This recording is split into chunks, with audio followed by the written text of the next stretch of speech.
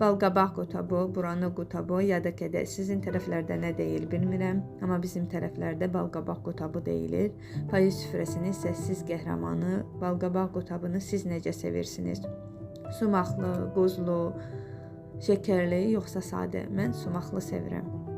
İndi isə keçək hazırlamasına. Əvvəlcə sadə xəmir yoğururam, un, su, duzla. Xəmir yumşaq xəmir olmalıdır, bərk xəmir olmamalıdır, normal olmalıdır. Xəmir özünü gözləyənə kimi 2 ədəd soğanı suyu qıp-qıp formada doğrayıram.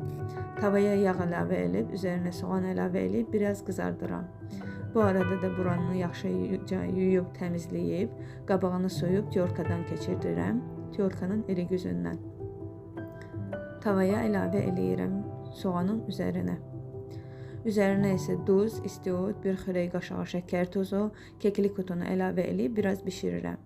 Bişdikdən sonra soymasını gözləyirəm. Kündələri tuturam, bir-bir açıram, içini doldururam və bişməyə qoyuram.